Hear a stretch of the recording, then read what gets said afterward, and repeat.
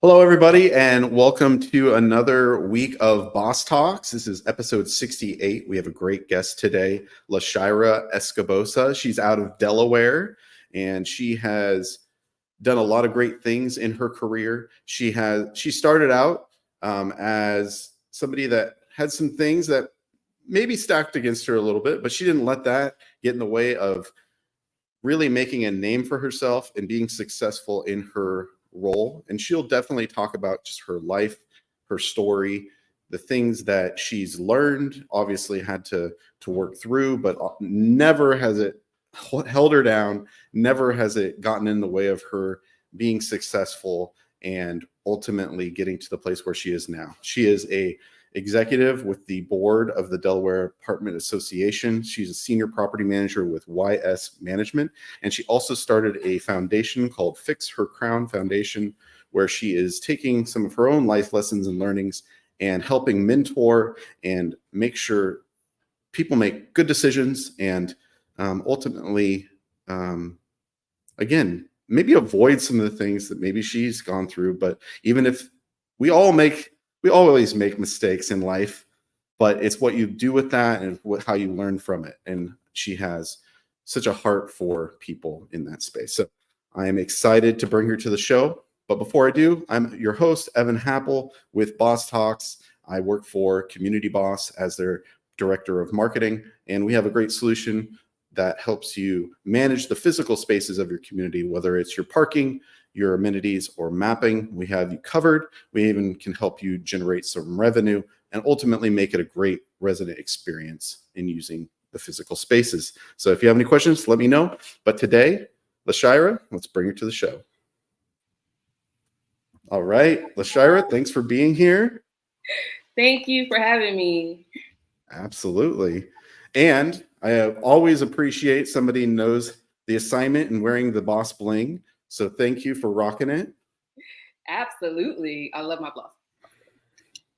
Love it. And I know you have about to have three, which, you can spread the love, give it to somebody that is boss worthy, like absolutely. A boss.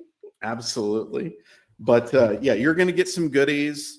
If you don't know already, you're going to get some of our Boss Blend coffee. You're going to get a Manage Like a Boss mug and some more Boss Bling. So it's coming at you. I'm excited. It's in the mail. Should be on its way. But again, thank you so much for being here. It was such a pleasure to meet you at Apartmentalize. Yes. And to have you roll up, making a TikTok as you arrived, making an entrance when she came to our boss brunch at Apartmentalize, which was fantastic. And I loved love that TikTok. Yeah, it was fantastic. You started at the airport and made it all the way and TikToked all the way and created one. So it was so great to have you there, to meet you, and to have you now to tell your story and to inspire others in the industry. So thank you. You're welcome. So I like to start off by just asking a few questions, and then we'll get into kind of more of your history and your story. But the first question I like to ask is, when it comes to building community, what is it that you do or like to do to create community in your personal and professional life?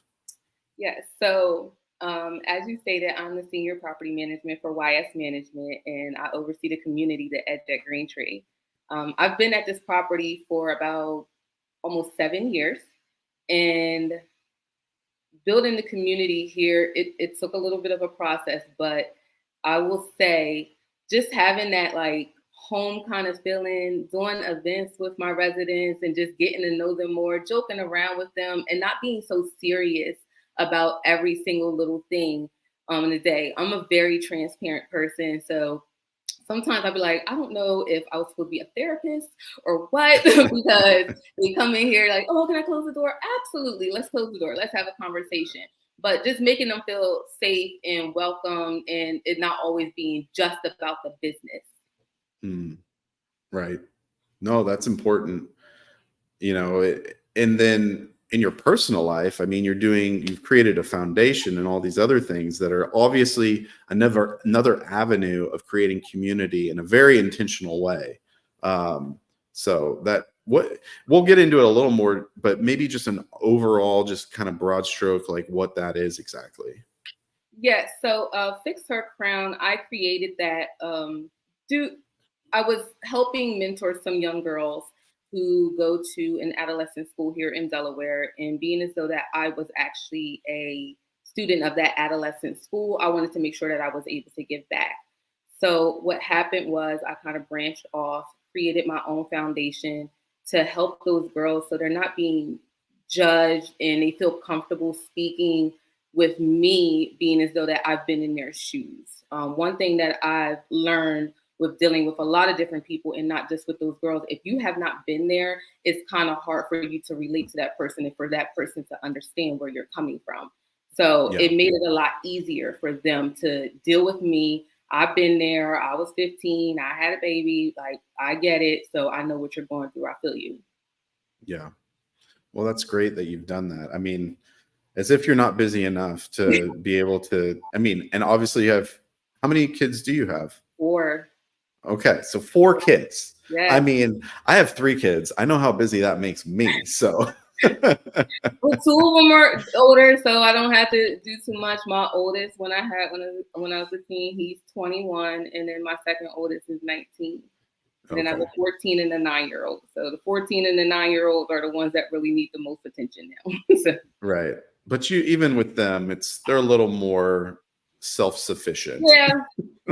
I call my 9-year-old an iPad kid. Oh, here. Yeah. That's funny. All right. Thanks for answering. And so next question, I like to ask, when it comes to hospitality and having someone over for a meal, what is it that you would prepare for them to make them feel special? Lately, a lot of people have been liking when I make mac and cheese. Now, okay. The crazy thing is, I really can't eat it anymore. So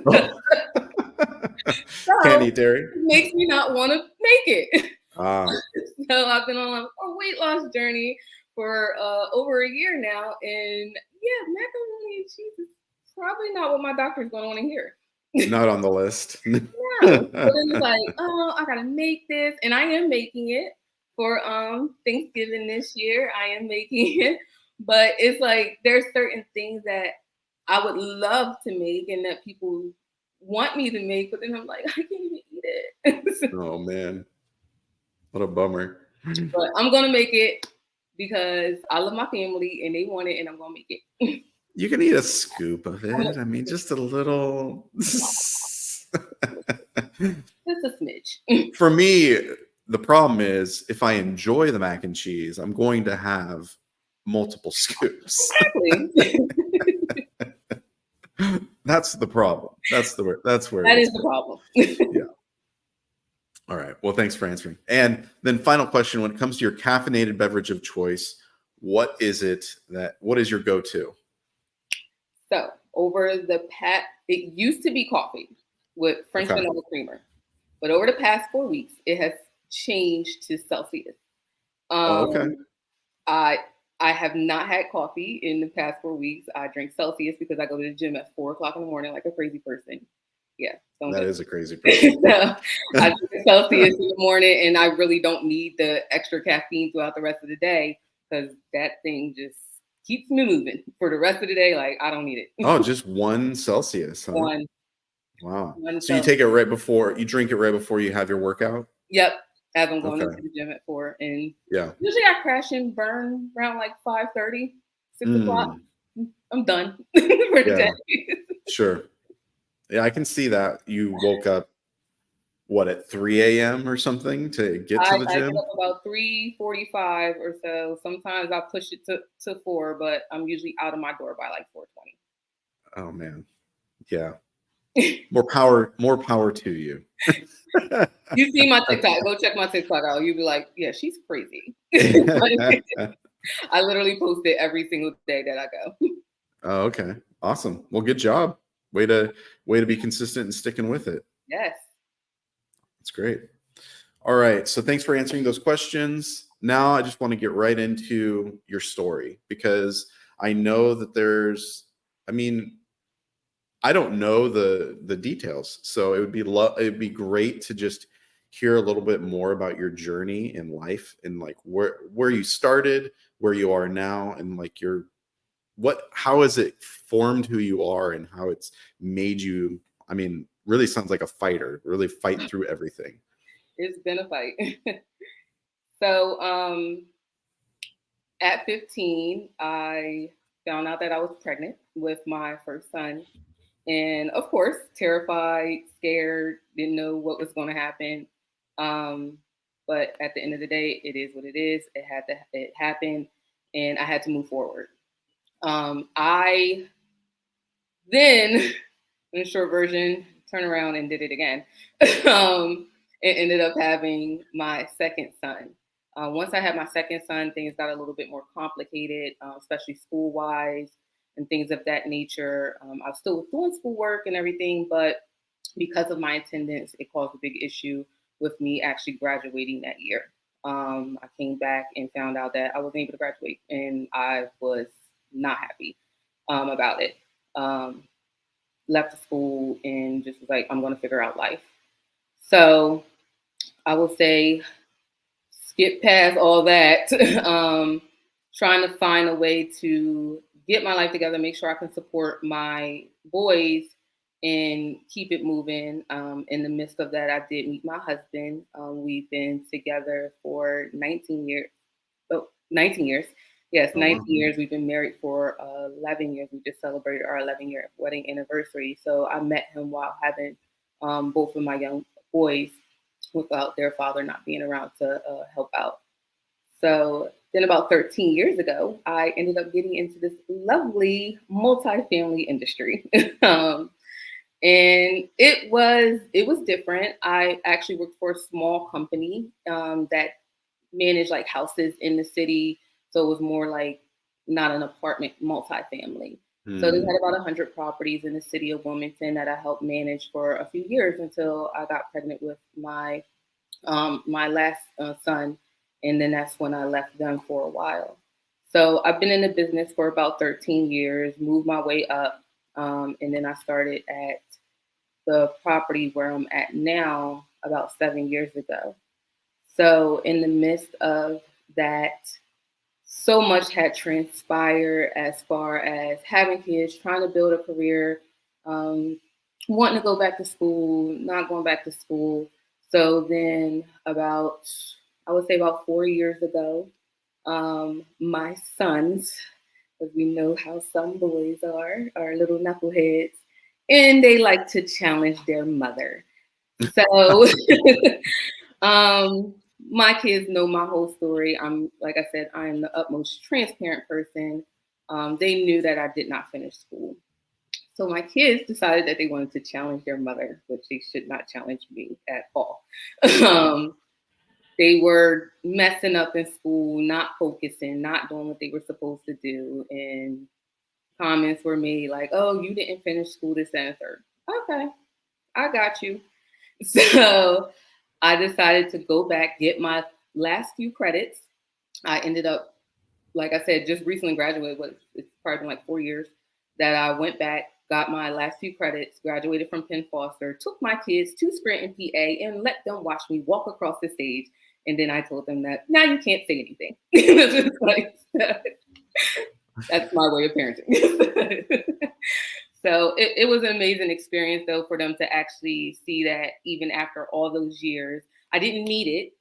It wasn't something that I needed. It was something that I had to do to show my kids, but it wasn't needed because my career was already set. I was where I'm sitting at right now. I was already here. Where I had got to, I was already here without it. It didn't matter because at the end of the day, yes, and like my girls that I mentor, I never tell them that don't go to school, this, that, and the third. Like they know my whole story and everything like that, but I never tell them that this you can go back and do this. Don't be like me. Like literally, please don't please don't be like me. Kind of thing like that. But working hard, showing your worth, and showing that you are a capable person definitely helped me get to where I'm at today. Like I said, I didn't have a diploma. I didn't do any of that thing. It was me showing my worth and me working my butt off to get where I'm at today in that point blank period. So I like at 7 years of like being here at the same property and just watching the things that transitioned and changing of ownership and just learning things every day. I'm learning something new. It's just been an amazing experience. And I love that I get to share my story with the youth. The youth is a big thing for me. Like my foundation is based off of youth. I am a community partner with Wilmington Job Corps here in Delaware, and they bring in interns to me, and I sit them down. We talk, we have conversations because I want our youth are our future. Like one day I ain't gonna be here. Somebody gonna have to take this role. So I'm big on the green. Like, so when they say, oh, will you hire someone who's green? I absolutely will. Hands up all day, every day. Because at the end of the day, if you do not give someone that opportunity, how will they learn? Yeah. Someone gave me an opportunity 13 years ago to get in this industry. I didn't have no experience. I didn't know what I was doing, but they gave me an opportunity, and look at me now. I took it and I ran with it. Some people will take it and run with it. Some won't. Yeah, no, that's true. And do you remember kind of the circumstances of getting your first job in this industry? Like, how did that transpire? Was it somebody that you had met, or you no, actually it was a Craigslist ad. Okay. It wasn't anyone that I met. I actually applied for them. They needed someone just to help them with like office stuff at first, and then they were like, oh well, you can just kind of like manage the properties. And like over the course of years, I literally just managed their properties, did all their court filings, and just learned as I went. Like I didn't know them at all. And so, was it ever an issue that you didn't have a finished diploma or anything like that? No. Did they even ask for it in the beginning? No. Most of the places I've worked for, they never even asked for it. Okay, well that's good. I guess they bypassed all that and seen my experience and went along with well, it. I mean, I would hope at this point that that's kind of irrelevant. Like, yeah, no one ever asked for it. And literally, when I left my high school, I literally was like 4 or 5 credits. Like, so when I did the Foster, I was done very fast. I literally was 4 or 5 credits short. I was in my senior year when that all went down. So I had like 4 or 5 credits. Gotcha. Yeah, I'm glad that you didn't have that be a hindrance to you getting a job, because I mean, it's obviously allowed you to learn as you go and just, forge a path for your career. At what point did you start getting more involved in things like the Apartment Association and things of that nature? So I would say about 5 years ago. 5 years ago, I started getting involved with them, going to the events, checking everything out. I had heard about it, but I just never really attended anything. And then 3 years ago, I was asked did I want to be nominated for the board, and I said okay. And I think I was and I was membership chair as well. So both of those came in and fell into place, and I ended up being on the board 3 years ago and membership chair. I am still currently the membership chair for DAA. And after my 2-year term on the board, I was nominated by my peers for secretary. I actually was nominated for secretary, president, and vice president. So I was nominated for all of those positions, but I decided to take my name off the ballot for vice president and president, being as though that I was new coming in, and I wanted to just work my way up because of course, I want to be involved, but I want to make sure that I'm comfortable and I know what I'm doing and I don't look like a crazy person doing it either. So I was like, I can leave my name on the ballot for secretary, and I was absolutely fine with that. Nice. And then more recently, well, a couple things. You had, was it recently you won an award, or was that a couple years Yeah. ago? So in 2020, I actually won Property Manager of the Year. Which, Okay. And so what is it that qualified you slash I guess your credentials in yeah. winning that? So I was up against, I think it was 6 or 7 of us property managers in the state of Delaware. We had to interview. That year we had to actually like submit a video and everything. And um, submitted it. There was a recommendation. There was multiple recommendation letters that were sent from staff that I've worked with, residents that I've dealt with, and then my actual staff here at the office. So yeah, when I went into the work, it was my first time like that. I was pretty new, like I said, with the DAA and everything, so I wasn't really expecting much. But yeah, when they called my name, I cried like a little baby. And everybody was like, this is the most authentic winner I've ever seen. Because I literally cried like a baby because I had no idea that I would possibly win. And it's so funny because after I won, one of the supplier partners, Vicky, she was like, that's why I had to stay away from your office because she wasn't coming to see me. And she used to come and bring me Starbucks. And I'm Oh, like, she knew? yes, she knew. Oh. I had to stay away from you because I would have told you. I was like, Oh oh my man. God. But it was an amazing experience.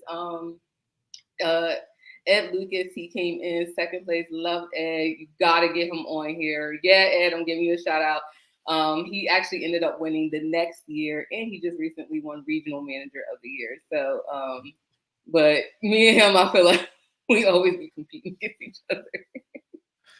That's awesome. So did that, I mean, I can only imagine that not to say that this is the pinnacle of your career at this point, like it's not over, No. but it had to have been something that really obviously made you emotional and made you go, wow, look how far I've come. I've gotten to a point of being recognized for the work I'm doing.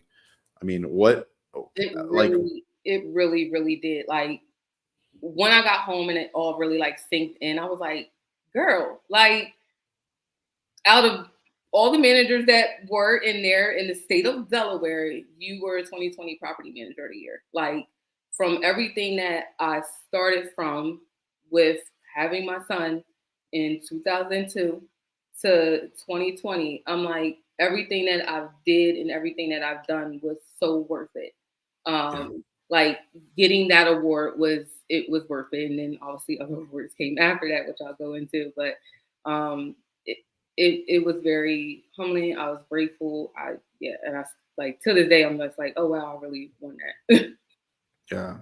And then is that what kind of springboarded you to want to move to the national stage and like apply for what is it that you just recently So I recently just graduated the NAA Diversity Leadership Program. okay. So yes, I definitely wanted to get more involved on the NAA level and just put Delaware out there more. Delaware is a small state. We're very small around here. And I just wanted to make sure that our state was being recognized just as much as our big states as well. So applying for that program and getting accepted into that program out of tons of candidates was amazing. I had some very supportive people as far as like my boss, Jacob, and the owners of the company, Stuart and Halil, and then some of the people that I worked with prior with First Service Residential were very supportive with their recommendation letters as well. Nice. And so what was that experience like of going through that program? And At first I was like, I don't know if I can do this. I was like way too busy. I got way too much going on. But that quickly changed when we had a meeting that went over pretty much like how we are and how we operated. And I'm like, did I just take a test to tell me how I am? It's like, it was true. And everybody I sent it to was like, well, it wasn't lying. So I was like, all right. And then meeting the other 14 people that I was in class with was amazing. When I finally got to meet them at Apartment Lives in Atlanta, you would have thought that we had known each other forever, and that wasn't the first time we've seen each other. And it actually was. Like, we clicked so much. It was like a family. We were running around Atlanta that whole entire time. And it was just amazing to get to know them and learn more about each other with the sessions that we had. We've cried, we've laughed. I've been the mom. Like, it went. Atlanta was a little crazy. I had to play mom while I was in Atlanta because some of them were like, what are you doing? Like, literally, they were like, we left one of the things and they were like standing outside. I'm like, get in the car. Like, what are you doing? Like, it's dark out here. Like, why are we standing outside on the corner? What are we waiting for? It's like, get in the car. So, like, but I love them dearly. Like, I've learned so much just being with them. My mentor, Lori Oliver, like, she pushed me. She knew I was a whole hot mess. Like, can't get me on the phone. What are you doing? But I learned a lot from that program that I'll be able to take and use in the future, and in everything that I'm doing with being diverse and being inclusive with everyone, because that's just me across the board. Like, everybody matter to me when it comes to the end of the day. Like I said, even when it comes to employee stuff, like, oh, I'm gonna hire a green person all day long. Mm-hmm. Yeah. So when it comes to that program, what was your biggest takeaway? I would say the biggest takeaway was finding out more about me. Okay. That program, like, actually, it teaches you a lot about yourself and things that you can do to kind of not really fix yourself, but kind of adjust and handle things in a different perspective. I'm a very direct person in certain occasions, and sometimes I gotta tone it down, and I can be intimidating to people because I've been told many of times. But I think with that program, it showed me different ways that I could handle different situations, and I did love that, and I needed that, and I do refer back to it and like, maybe you could do this a little bit different. It's gonna take some time. It ain't gonna happen overnight, but I try. Yeah. Yeah.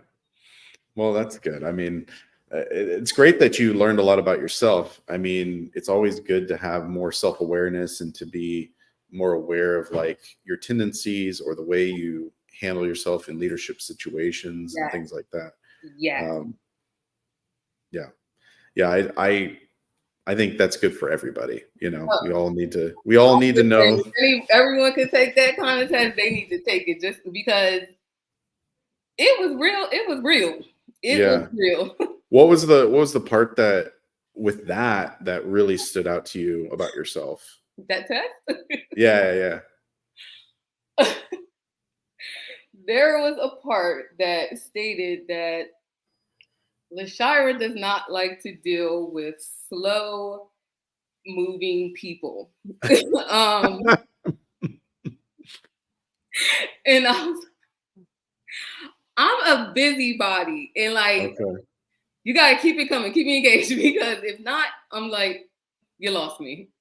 Like, and I'm one of those people, like, okay, like, I'll be having conversations with people and they're drawing out. I'm like, okay, let's get to the meat and potatoes. Like, where are we going with this? Like, because I can't sit still and listen to this for too much longer. Like, Yeah. I need you to get to the point.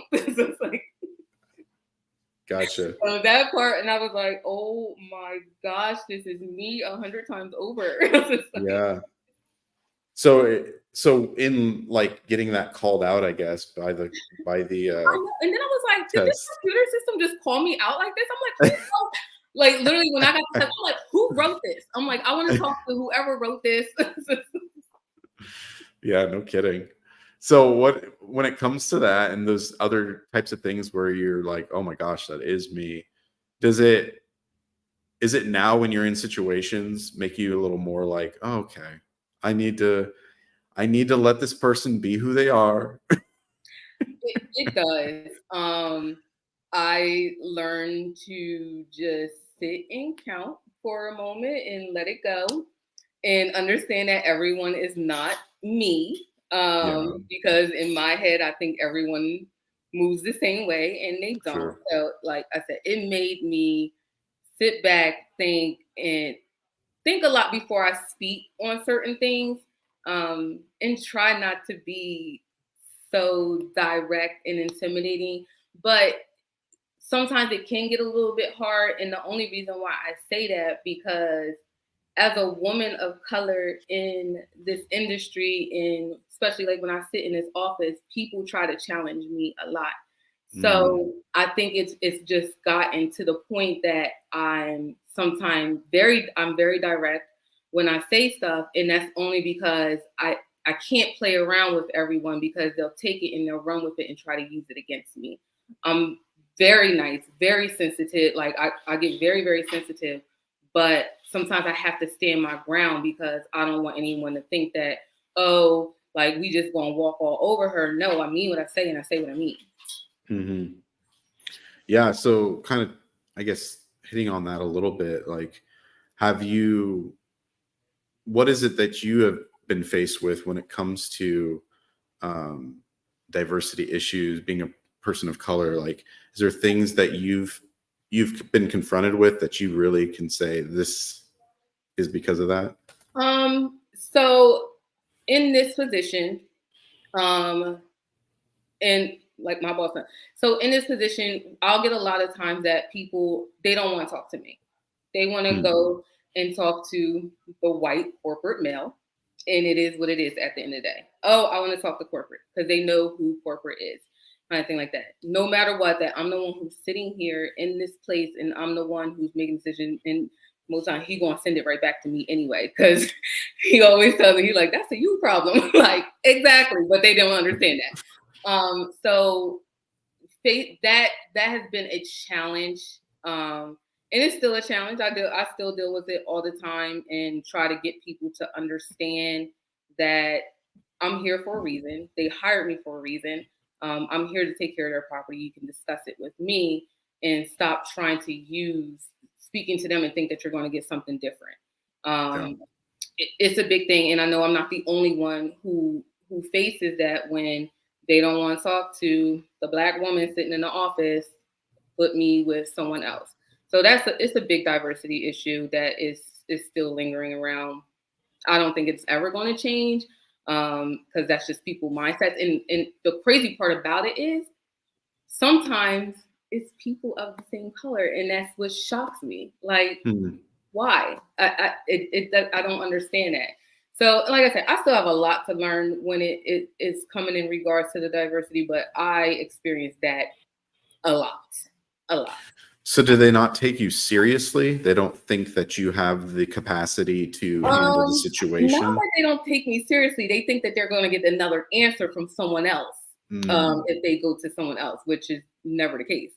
yeah. I'm like, this is the rules. This is what it is. You signed your lease. This is the Delaware Landlord Tenant Code. I'm not telling you anything. I'm not making anything up off the top of my head. Kind of thing. I stress that so many times. I'm like, well, everything I'm saying to you is in black and white, and you signed it. Kind of thing. So whether you want to go with that or not, it's up to you. But you going to corporate is not going to do you any better, because they're going to come right back to me. They're going to ask me what the issue is. I'm going to tell them what the issue is, and they're going to tell me to handle it.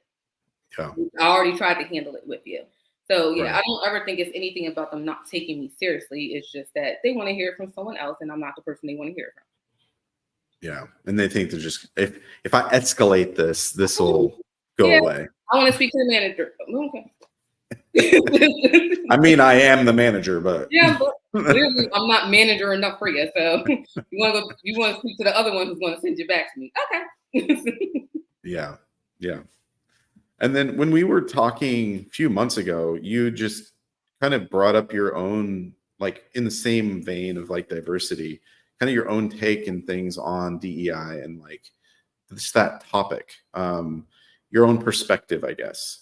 Yeah. So like my perspective on it, like, and just seeing how different things move and everything like that.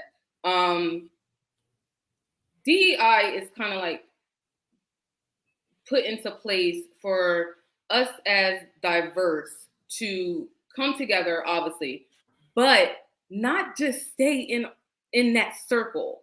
Like that never has set well with me. Like I'm an all over person. I love everybody, and I want everybody to shine at the end of the day. I know we focus a lot on diversity because of the not just because of this industry, multiple industries, because us as people of a diverse background, we want to move up. We want to do more things. We want to be in those higher executive positions and everything like that. But sometimes a lot of companies are more standoffish, and obviously they're going to go a different way. But that does not mean that we form a cult or a little clique together kind of situation and not like just still be open to everyone else's opinions. Like everybody's opinions matter to me at the end of the day. Like that stuff doesn't. I don't. I know it's cliche to say, but I don't see color kind of thing like that because it's not. It's not. It should never be that way. Like I have family members who are white. Like I do, and I'm like I'm never going to be like, oh, you can't come over here. Like, oh, I'm trying to do this. Oh, what you do? Like, that's just not how I move. That's not how I operate. A lot of the females that I deal with in my program, yeah, I will never operate that way. And I just wanted to make sure like that diversity. Yes, we understand. There's a lot of issues with diversity, especially when it comes to workplace. But at the end, it don't have to be like let's all gang up on everyone and like make it a big thing. I don't. It doesn't sit well with me. Mm. So like when it comes to like official programs and stuff, you feel like sometimes it actually amplifies certain things. Yeah, like it just pushes it more than what it really needs to be, kind of thing like that. And it doesn't. I don't. It doesn't. I guess it just doesn't work for me. It may work for other people, but it just doesn't work for me because I don't want anyone to think that I'm singling them out who's not of a diverse background because I'm a part of something else. And I never want anyone to feel that way. Like Gotcha. I felt left out in certain situations and everything like that. Obviously, I was a teen mom, so yeah, I was left out in a whole lot of situations. So I don't ever want anyone to feel that way. Yeah. Yeah. Yeah. I can see like all the different sides and why people would want to like, create groups and things to be to feel empowered and things like that. Just like you created your Like foundation and stuff. I have a foundation. Mhm. Recently, after our conversation, I recently created a non-collegiate sorority. So I am one of the 3 co-founders of a non-collegiate sorority of women of all diverse backgrounds. All diverse backgrounds. They officially actually just crossed yesterday, which is crazy. So yeah, what is that? Yeah, so obviously everyone knows about the sorority that when you're in college, but there are non-collegiate sororities that you can join if you have not went to college. So it focuses on like women who are business owners, women who didn't go to college, women who just want to be a part of a sisterhood and decided that they didn't want to pledge in a 4-year college because you have to be in a 4-year college to pledge a sorority. So you don't have to go to college, and some organizations have their rules and set ways, but with our organization, you could be whatever you want to do, hun, kind of thing. Because at the end of the day, we're going to empower each other and we're going to support each other, and we just going to figure out life together as a whole. I literally, over the past few weeks, I had the pleasure of just experiencing with 42 different women in a group chat. You can only imagine how that goes on a daily basis. Sheesh. Especially after yesterday. Sheesh. But getting to know them, having side conversations with some of them, listening to their goals and things that they want to do and things that they want to accomplish. And like I said, everyone is all like there's different backgrounds in the organization. And it just made me feel good that they appreciated me doing that, so that they can have something, because they don't. Like, I didn't go to college. Obviously, I just told you I just finished high school a few years ago. But some people take that option to go to a 2-year college or go to a trade school, and they won't get to enjoy that sisterhood bonding, creative moments that they wanted in with non-collegiate sororities. And there are many of them. And I always tell people, make sure that you just look into the ones that you're looking at, and fraternities as well. Fraternities as well. I'm not gonna leave them out. But there's so many different ones, and stuff like they're based off of what your preference is and what you are looking for in your life and what fits you. Yeah, totally. I hope you're seeing the comments, and if you're not, make sure you click on it because you're getting some love on the right side. Hit comments. I was like, I didn't see anything. Yeah. Aww. So you're getting some love. Oh, look at them. We got some people participating, both LinkedIn and YouTube, and watching along. So I love that. yeah, thanks to everybody that is watching. We appreciate you. Yes. Especially supporting LaShyra. So the foundation, or not the foundation, but the non-collegiate sorority. Is it like you do social things together, but also like maybe community service? Community service. I am big on community. A lot of my community services focuses back on the youth that I do, but there's other times that I've been out feeding the homeless in Wilmington, going down, giving them a hot meal. Everybody need a hot meal every now and then. So just going down there, like, here's some spaghetti, like hot meal, like here, take it, kind of thing like that. And they appreciate it. They gotten so used to it. They figured out when I switched cars. So like for a long time, I was going down there in one car, and I pulled up. They're like, "Where's your red car?" I'm like, "Yeah, I don't have any more." So it's like it's nice that they actually like look for us when we're coming down there. Doing diaper drives. I collect a lot of diapers and a lot of supplies for the girls who are in my organization. So most of all the girls that are in my organization are teen moms. Some of them have just graduated high school. Some of them are still in high school. So I get a lot of donations that come in for them that I need to drop off and that they need on a daily basis. And then we obviously also do things that just to empower each other.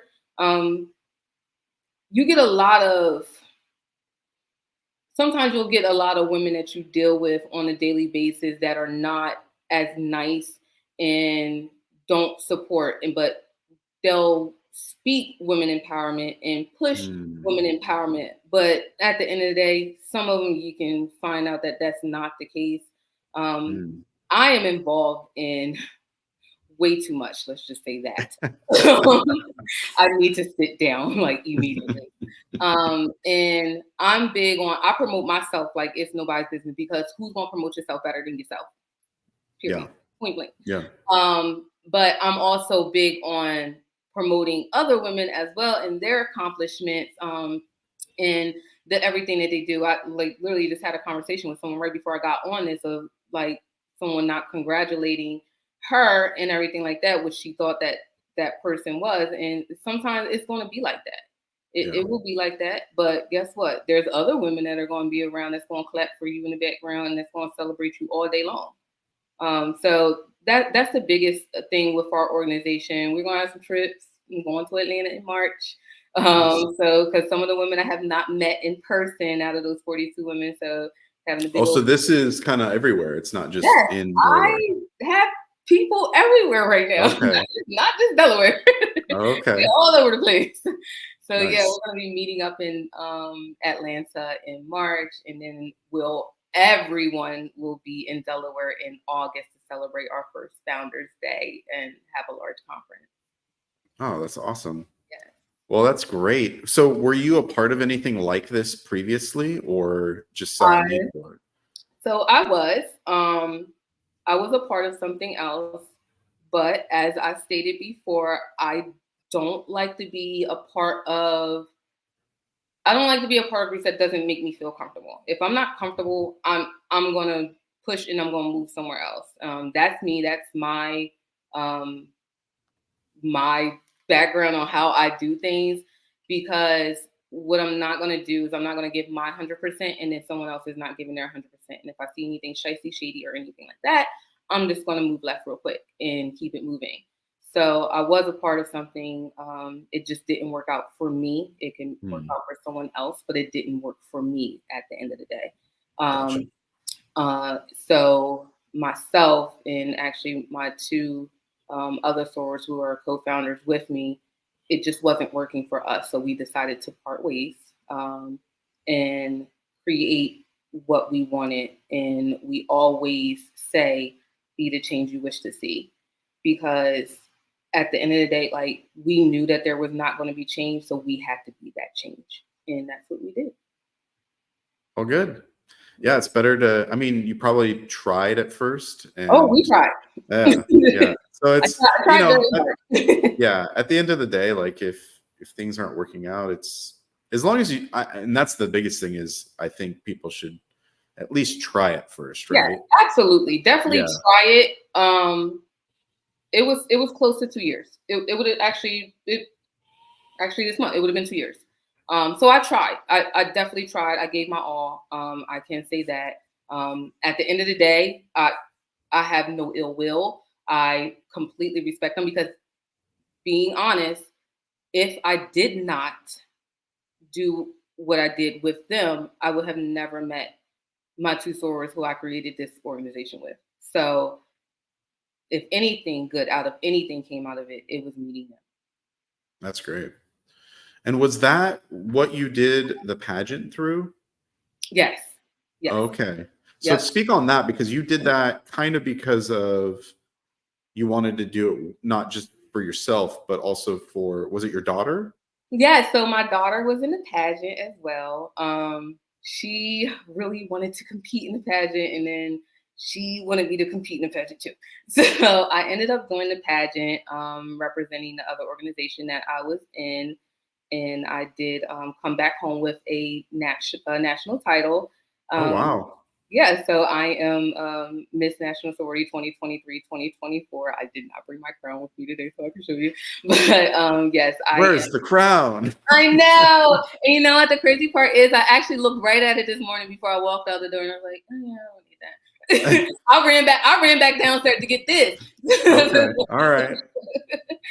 But yeah, doing the pageant. So I had never done pageants before. That actually was my second one. I did a virtual pageant. That was my second pageant that I did. That was an in-person pageant, this recent one that I just did. Um, I was nervous. I've never been a big like public speaker. This is the most public speaking I've probably done in my entire life this past like year. Like, never. I am the background person. Like, I'll write all day long. Put me in the background. But it came a point that, like, okay, girl, you gotta get out of the background. So I did the pageant. It was a very humbling experience. Doing it with my daughter, driving all the way to Atlanta to get us there with all the tons of luggage we had, and competing and meeting the other queens there, which are amazing.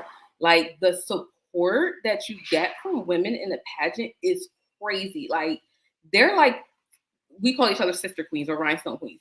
It's amazing because no matter what, at the end of the day, where you place, everyone cheers everyone on. When I was walking down that runway and I was nervous out of my mind, all you see is all these queens still cheering. Like, no matter how nervous I was, they wasn't going to let nobody say anything. And it was an amazing experience. And to come home with a national title, it was amazing. Now, probably won't do it again. Not going to defend it. Completely honest, probably won't. But I have a 14-year-old daughter. I'll leave it up to her. Yeah, and she must have been so proud. She was. I was more proud of her after she. Uh, So she won before me, and I was like, "Oh, we could go home now." I was like, Oh, so you both won? yes, Oh, that's she was amazing. actually the overall winner. So she was the high score winner for her pageant. Oh, wow. Yes, she That's was the fantastic. overall winner. Well, big props to you guys. Thank And you. just, Thank I you. mean, I will not be doing any pageants. I don't know if there's any male pageants There that I are. can be in. I will point you in the right direction. There's crazy enough. Once I got into this, I found out there is a pageant for everyone. Okay. No matter your age, size, color, male, female, like you want to be a drag queen, everyone. There is a pageant for every person in the United States. I'm I can telling you, imagine. Yeah. I never knew that until now, but there is a pageant for everybody. Yeah. So what is it? So what are some of the things you had to do in order to compete and ultimately win? So I had to do interview. I had to do a fun fashion outfit, and I had to do evening gown. So the interview part probably was the most stressful part with me. Like I said, I am. Don't get it twisted because I'm speaking on here right now because this like I was never this way before. But I was nervous, which I don't know why I was nervous because literally I was asked everything that I had already um, kind of laid out in like my bio info sheet kind of thing like that. So I don't know why I was so nervous, but I was. It's something new to me and it's something that I had never did before. But like I said, it was a great experience. So yeah, I did the interview. I did my fun fashion little outfit, which I had a big hiccup with that. And my zipper decided that it wanted to act crazy when it was trying to get me on the stage, but it all Oh worked man. out and I pushed through it and then I did the evening gown. Nice. I Well, that's didn't do any of those fantastic. optionals, talent, and all that stuff. I wasn't doing it. Well, again, congratulations. That's really great. And just it sounds like it's been a big year.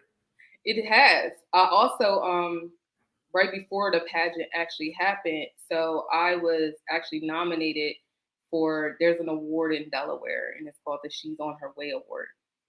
So this past May in 2023, I actually took home the 2023 She's on Her Way Award, which was given to me by the First Lady of Delaware. And I received a certificate signed by the governor of Delaware. So Oh it, wow. yeah, I was one of those other moments, just like when I won Property Manager of the Year, was very shocked to receive that award and to see that someone else seen all the accomplishments and everything that I had been doing over the year prior to that to give back to the youth, give back to the community, and all the other million things that I was doing. So it was definitely a humbling experience taking home that award out of it's they select 4 people out of hundreds of applications. I Wow. was one of the 4. Congrats again. I mean, I just am so happy that you have been, obviously it took time to get recognition, but to get it all so overwhelmingly in this last year, and then it started, maybe it was the starting point was getting the one through the association, but Yes. then thereafter it's just kind of like continued to grow, which is just fantastic. And I'm really happy for you that Yeah, has I've always happened. wanted to. A lot of people say that I do too much, but I'm one that I gotta stay busy. I can't sit still. Um, I guess just with everything that I've experienced and went through in life, I just I have to find ways that I'm not sitting and thinking and sulking into stuff. And that's why I keep myself busy. I had lost my dad, and then I had lost my grandma literally a year to date later. Um, when I was just getting into this position that I'm in now here, and it hurt. So I will say, probably within the past about the past 5 years, going on 6 years, that's when I like flipped and changed and just started being involved in everything, getting out there, making my dad and making my grandma proud, and just staying busy. So I'm not sitting and thinking because I'm a thinker, and if I sit too long, I'm going to turn into a mess. So that's one of probably the biggest reasons that you'll see me like, oh, what's she doing now? She done bounced from here. She doing this, that, and the third. But I get it all done. My line name is Organized Chaos, and it's that for a reason. I'm very organized, but I live a very chaotic life. Well, I applaud you, and the chaos. I'm sure over time, as you get older, maybe the chaos will calm down a little bit. I hope so, because I'm like, girl, like I was with one of my friends, and she was like, "Why are you being so quiet and humbling? Why are you not telling everybody what you do?" I'm not big on it. She will boost me up like it's nobody's business. She will write out every single thing that LaShyra is involved with. But I just be trying to sit in the bed, chill, and observe and stuff like that, and just do what I need to do when I'm doing it. I love that, like she looks up to me. There's a lot of girls who I talk to on a regular basis that look up to me. Even my sorors, they're older than me. like I'm old enough to be one of their daughters. And she's like, I want to be like you when I grow up. I'm like, dude, like you're older than my mom. So but them just seeing that you can, no matter what you went through, you can still succeed and do whatever you want. Like a big thing that I tell my girls when I'm talking to them, like you write the narrative to your own story. I'm writing the narrative to my story. This is my story, and this is how I wanted to go. And I'm going to be the one who finishes it, and I'm going to be the one who closes that chapter. But you can't let other people write the narrative to your story because it's never going to work. It's like I had to get that out of my head. I had to get it out of my head, or I wasn't going to go anywhere. Yeah. Well, that's great. And so when it comes to your foundation, Fix Her Crown Foundation, what is it? When did it start, and about how many girls do you engage with it? So it was founded in August of last year. So I founded that organization, and it's still been slow moving pick up. LaShyra is the big profiter of Fix Her Crown Foundation because I don't know how to say no, especially to them, like because they need me. At the end of the day, I know I'm horrible. Like, and a lot of my friends know they're like, "Will you stop?" I'm like, I had to get out of my head, being that person like that doesn't like to ask for help. I am huge on that. It is one of probably my biggest weaknesses, to be honest with you. I do not like to ask for help. I will do it myself. I don't care if it's a refrigerator. I'm going to carry it on my back myself because I'm not going to ask for help. Because like I never want anyone to think that I'm taking from them, and that is just my mentality. It's something that I do need to work on and I do need to get over, especially being in the position that I am, that I can help other people.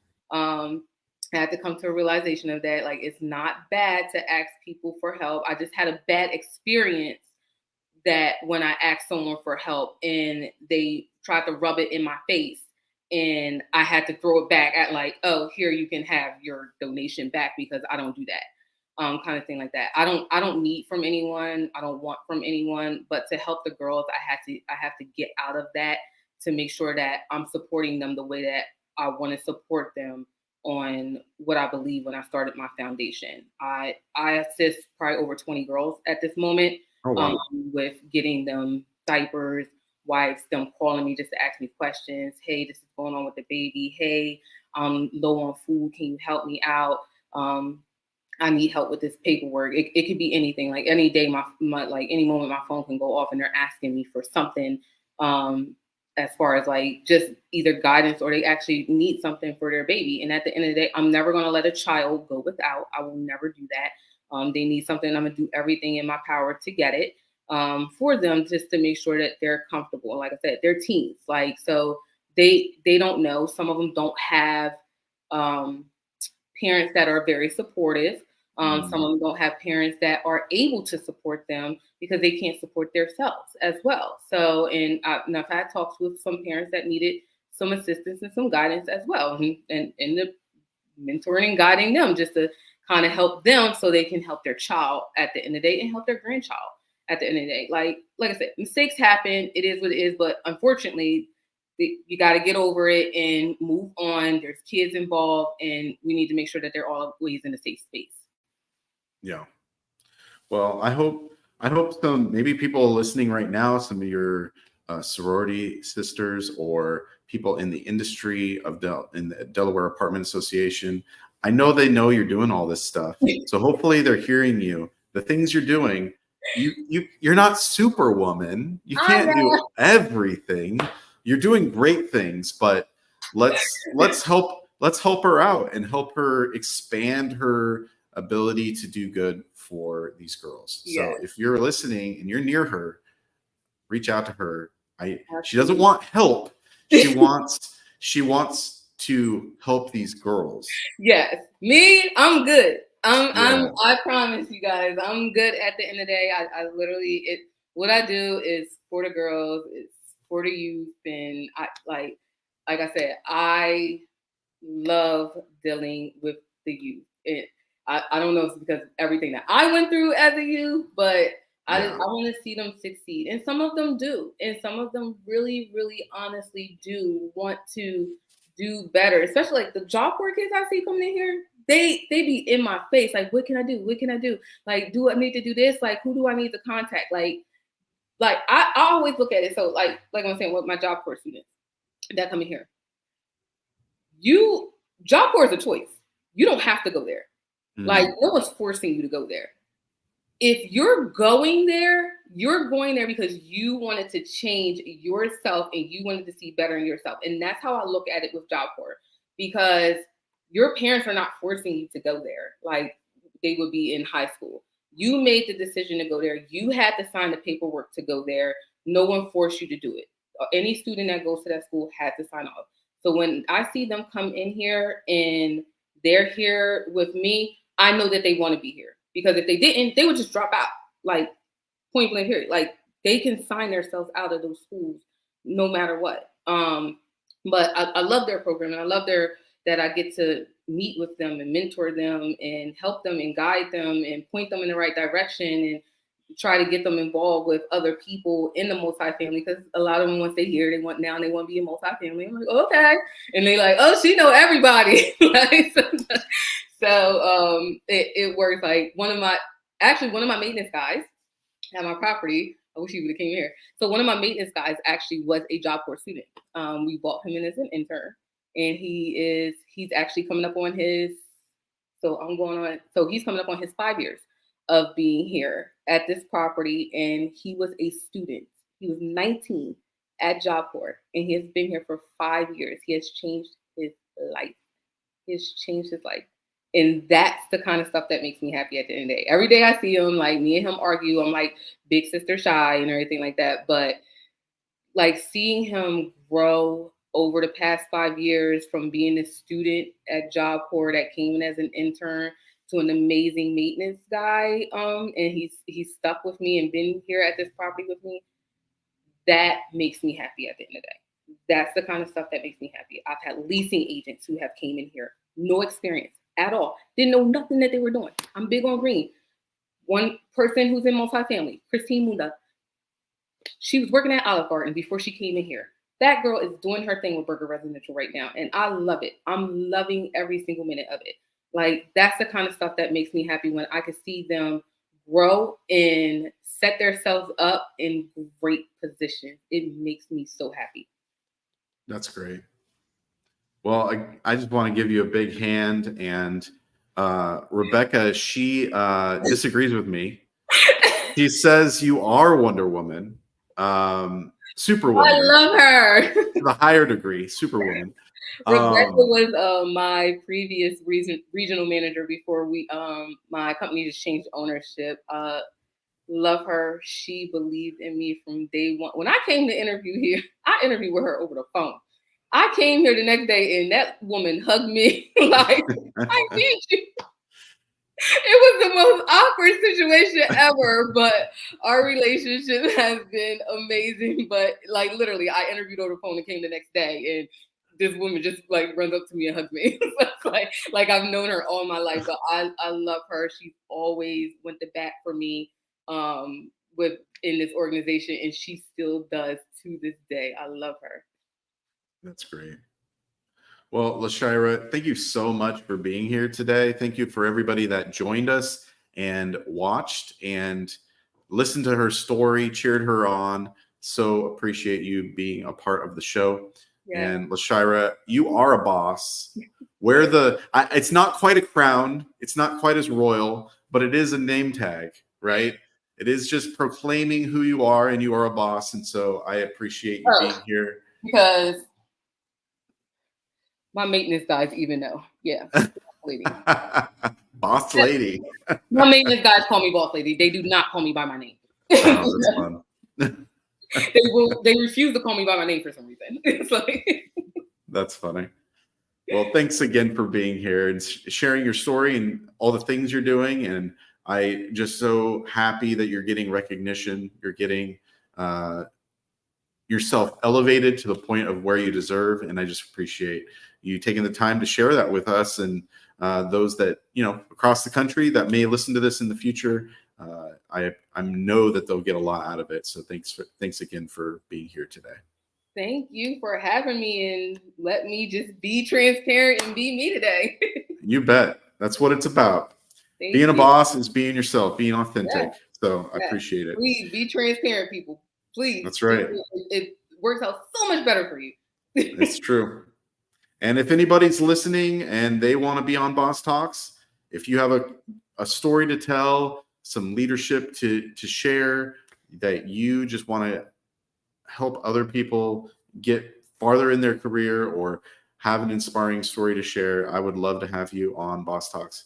This is a show for everybody. So if you're in multifamily and you want to be on, just let me know, reach out. So till next time, not next week because it's Thanksgiving. We're taking some time off. The week after, we have another great guest. So tune in and check it out. And if you missed this, catch the recording or the podcast when it comes available next week. Till next time, it's been Boss Talks. Thanks, everyone, for watching.